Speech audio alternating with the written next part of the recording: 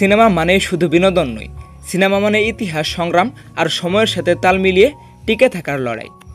Bangla cinema আর ভারতীয় সিনেমার মধ্যে বড় একটি পার্থক্য আছে, সেটা হলো নায়কদের কেরিয়ার দৈর্ঘ্য। আমাদের বাংলাদেশে সাধারণত নায়কদের কেরিয়ার সীমাবদ্ধ থাকে 35 থেকে 45 বছর বয়সের মধ্যেই। এরপর আর বেশি দিন টিকে থাকতে দেখা যায় না। কিন্তু ভারতীয় সিনেমায় একজন নায়ককে 50 থেকে 65 বছর বয়সেও লিড রোল করতে দেখা যায়। তাহলে কেন এই পার্থক্য? আমাদের নায়করা 45-এর পর দর্শকদের কাছে আগের মতো আর জনপ্রিয় থাকে না। তাহলে ভবিষ্যতেও কি বাংলাদেশে এর ব্যতিক্রম ঘটবে?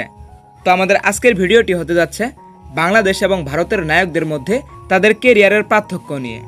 তো চলুন শুরু করা যাক। আর গাইস, ভিডিও শুরু করার আগে সবার কাছে একটা অনুরোধ থাকবে, চ্যানেলে নতুন হলে অবশ্যই একটি সাবস্ক্রাইব করবেন।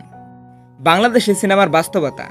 বাংলাদেশের নায়ক মান্না 40 বছরের পরেও নায়ক হিসেবে কাজ করেছেন, কিন্তু তার মৃত্যুর পরই মূলত নায়কদের কেরিয়ারের সময়সীমা ছোট হয়ে আসে। ইলিয়াস কাঞ্চন, রিয়াজ, রুবেল ও বাপ্পারাজ এদের কেরিয়ারও 40 থেকে 45-এর মধ্যেই শেষ হয়ে গেছে। অন্যদিকে দর্শকদের কাছে নতুন নায়কদের চাহিদা বেড়েছে, ফলে আগের নায়করা খুব বেশি লিড রোলে থাকতে পারেনি। তবে এর মধ্যে বাংলাদেশে কিছু নায়ক ছিল যাদের বয়স 40 এবং 50-এর পরেও তাদেরকে লিড রোলে দেখা গেছে। তাদের মধ্যে ছিল নায়করাজ রাজ্জাক, আলমগীর এবং জসিম। এবার চোখ ফিরায় ভারতীয় সিনেমায়। অজিত কুমার, আজকের দিনে তার বয়স 54 বছরের উপরে, কিন্তু এখনও তিনি তামিল সিনেমায় লিড রোল করছেন। এরপর রয়েছে শাহরুখ খান, যার বর্তমান বয়স 59 বছরের কাছাকাছি, কিন্তু এখনও তিনি বলিউডের 1 নাম্বার সুপারস্টার। এরপর রয়েছে সালমান খান, আমির খান, সবাই 50 থেকে 60 বছর বয়সেও বক্স অফিসে রাজত্ব করে চলেছেন। এরপর আরও একটি অবাক করা ব্যাপার হচ্ছে তামিল নায়ক রজনীকান্ত, যার বর্তমান বয়স হচ্ছে 74 বছরের কাছাকাছি, কিন্তু তিনি এখনও বক্স অফিস রাজত্ব করে চলেছেন। তাদের এই সফলতার আসল কারণটি হচ্ছে সেখানে নায়কদের জন্য স্ক্রিপ্ট তৈরি হয় তাদের বয়স অনুযায়ী। তারা চরিত্রে বৈচিত্র্য পান, শুধু প্রেমের নায়ক নয়, তারা কখনো পুলিশ, কখনো ডন, আবার কখনো বাবা, এমন নানা রোলে দর্শকদের সামনে আসেন তারা। তো গাইস, এবার বাংলাদেশের চিত্রনায়ক নাইমের উদাহরণটি দেয়া যাক। বাংলাদেশের একজন জনপ্রিয় নায়ক ছিল নাইম। 90 দশকে তিনি ছিলেন সুপারহিট। তার বয়স এখন 55, কিন্তু তাকে সিনেমার লিড রোলে তো দূরে থাক, তাকে আমরা সিনেমাতেই দেখি না। যেখানে ভারতীয় নায়ক অজিত কুমার 54 বছর বয়সেও এখনও ব্লকবাস্টার ছবি করে চলেছেন।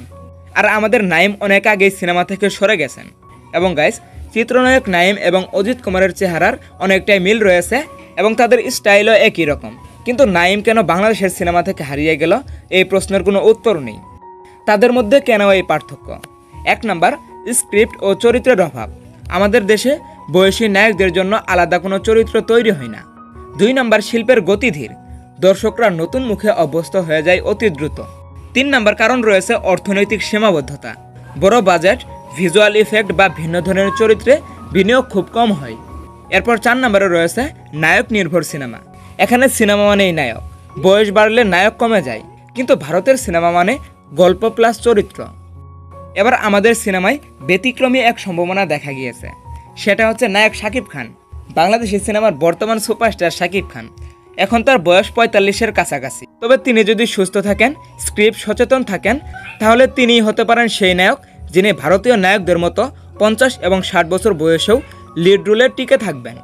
কারণ তিনি শুধু জনপ্রিয় নন, দর্শকরা এখনও তাকে ভরসা করে সিনেমা দেখতে যায়। সত্যি বলতে, আপনারা মনে না করালে কিন্তু আমার কখনো মনে হয় না যে আমার 25 বছর পার হয়ে গেছে এখানে। গাইস, সিনেমা মানে সময় বদল। ভারতীয় নায়করা সময় বাড়লেও লিড রোলে থাকেন, কারণ তাদের চরিত্রের বৈচিত্র্য পান। কিন্তু আমাদের বাংলাদেশে এখানে বয়স বাড়লে নায়কদের কেরিয়ারও থেমে যায়। যদি স্ক্রিপ্টে পরিবর্তন আসে, যদি গল্পে বয়সের বাস্তবতা ফুটে ওঠে, তাহলে আমাদের দেশেও 50 এবং 60 বছর বয়সে নায়কদের দর্শক সানন্দেই গ্রহণ করে নেবে। এবার আপনাদের কাছে প্রশ্ন, আপনার মতে শাকিব খান কি পারবে 50 থেকে 60 বছর বয়সেও নায়ক হিসেবে টিকে থাকতে, নাকি আমাদের সিনেমার নতুন নায়করাই সবসময় জায়গা দখল করবে? তো আপনার মতামতটি অবশ্যই কমেন্ট বক্সে জানাতে ভুলবেন না। তো গাইস, আপনারা কি মনে করেন, আমাদের সিনেমাও কি ভারতের সিনেমাকে টক্কর দিতে পারবে কোনো দিন? তো আপনার মূল্যবান মতামতটি অবশ্যই কমেন্ট বক্সে জানাতে ভুলবেন না। তো আজ এই পর্যন্তই, দেখা হবে নতুন কোনো ভিডিওতে। টেক কেয়ার, আল্লাহ হাফেজ।